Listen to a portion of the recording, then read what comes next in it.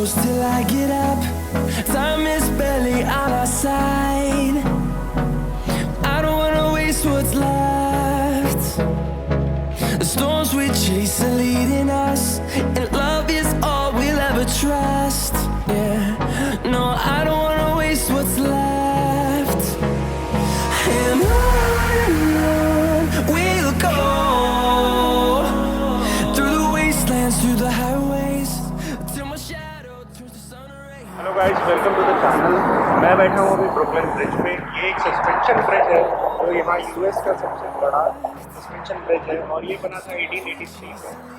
मेरे पीछे जो तुम देख रहे हो ये मैनहट्टन सिटी है और ये कनेक्ट करता है इसे ब्रुकलिन सिटी से। तो जब इसका ये जब पहले बना था जब पहले बना था ब्रिज, तो इसका नाम था New York and Brooklyn bridge, but बाद में इसको रीनेम करके ब्रुकलिन ब्रिज कर दिया।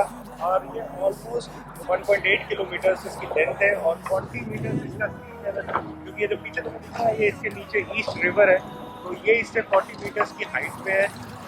तो इसे बनाने के पीछे इसकी एक हिस्ट्री है। जो इसे बनाने वाला था जॉन रॉपलिंग, वो उसने पहले भी बहुत सारे सस्पेंशन ब्रिजेस बनाए थे बट छोटे बनाए थे। तो जब वो अपना आइडिया लेके यहाँ की गवर्नमेंट के पास आया था तो उन्होंने थोड़ी अटकलें करी थी, बट फाइनली उन्होंने अप्रूवल दे दिया। तो जब उन्होंने ये बनाना शुरू किया था तो इसको जब बनाने के 13 साल लगे थे। तो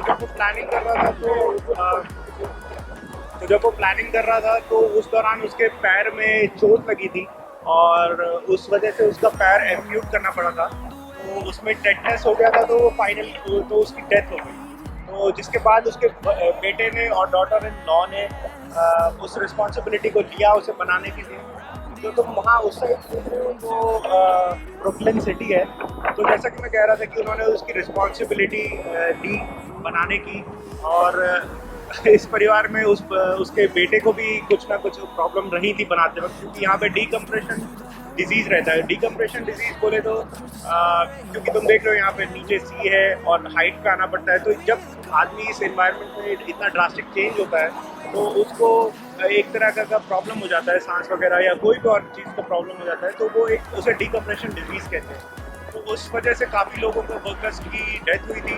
तो ये जो वॉशिंगटन, जो मेन बड़ा सीनियर वॉशिंगटन था जो बनाने वाला है जॉन रॉपलिंग, उसको जब उसके बेटे को भी ये प्रॉब्लम हुई थी और जिस वजह से वो बेड रिडन हो गया था।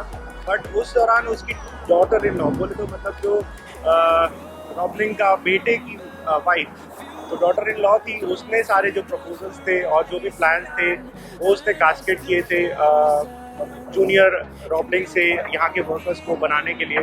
तो फाइनली बहुत सारी स्ट्रगल के बाद ये बना था। और तो जब ये बना था तो इसके 6 दिन बाद ही यहाँ पे एक मिसहैपनिंग हुई थी। यहाँ पे एक लेडी यहाँ से गिर गई थी ब्रिज से, जिसके बाद उसकी डेथ हो गई।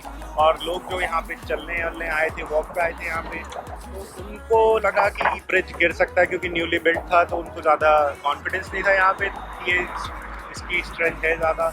तो यहाँ पे स्टैम्पेड हो गया था जिसमें 12 लोगों का डेथ हो गया था। तो उस वजह से इसकी इमेज बहुत गिरी थी। तो उस इमेज को बचाने के लिए यहाँ पे उस टाइम पे एक शोमैन हुआ करता था, उसने यहाँ की सरकार को दिया प्रपोजल कि वो यहाँ पे एक शो करेगा जिसमें कि हैवी एनिमल्स, जिसमें कि वो लाएगा और वो लोगों को ये डिपिक्ट करेंगे, ये शोकेस करेंगे कि ये एक स्ट्रॉन्ग ब्रिज है। तो फाइनली फिर उसके बाद उसने 21 एलिफेंट्स और 7 कैमल्स और 7 ड्रोमेट्रीज सोमाली कैमल ही होते हैं, तो ये सारे और बाकी लोग वगैरह यहाँ पे चल के उन्होंने यहाँ पे परेड सी करी थी। बाद यहाँ पे हमें लगा कि जिसको दिखाया इन्होंने कि यहाँ पे ये बहुत स्ट्रॉन्ग है। अभी तुम देख रहे हो कि मैं मैनहट्टन सिटी में हूँ।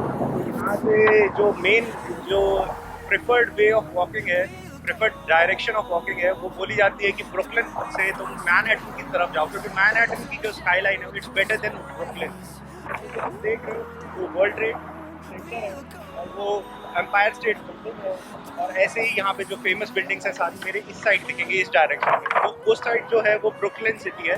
ब्रुकलिन सिटी अपनी डाउनटाउन सिटी या फिर उस चीज़ों के लिए मशहूर है, बट जो मतलब डेवलप्ड और स्काईलाइन अगर तुम्हें ज़्यादा अच्छा व्यू देखना है तो वो तुम्हें ब्रुकलिन से मैनहट्टन की तरफ आते हुए दिखेगा, जो कि मेरे पीछे अभी तुम्हें दिख रहा है।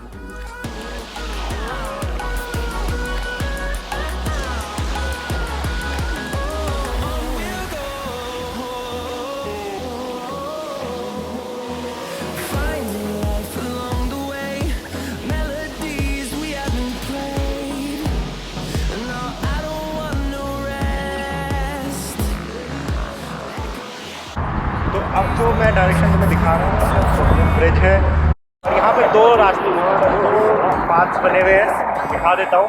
दो पाथ्स बने हुए हैं, इसमें वॉकिंग है और एक साइकिलिस्ट के लिए है। ये जो इस साइड डायरेक्शन है ये वॉकिंग है, इसी पे ही आना जाना होगा। वो वाला है वो साइकिलिस्ट के लिए पाथ है। और ये स्ट्रांगली बोला जाता है कि यहाँ पे जो साइकिलिस्ट और जो वॉकिंग है उसको मर्ज ना करे कुछ लोग, क्योंकि फोटो खींचने के लिए साइकिलिस्ट वाले उस पर चले जाते हैं। तो मैं बताऊँ तो सिर्फ 2 दिन पहले जब मैं यहाँ था तो इसके एक न्यूज़पेपर में आए थे कि मैंने देखा था कि एक साइकिलिस्ट ने क्रैश कर दिया है वॉकिंग उस पर पेडेस्ट्रियन को। तो उस पर उसका कोई फॉल्ट भी नहीं है क्योंकि उस साइड जाना साफ साफ मना कर सकता है। तो ये लोगों को इसको ध्यान रखना चाहिए जब वो यहाँ आए।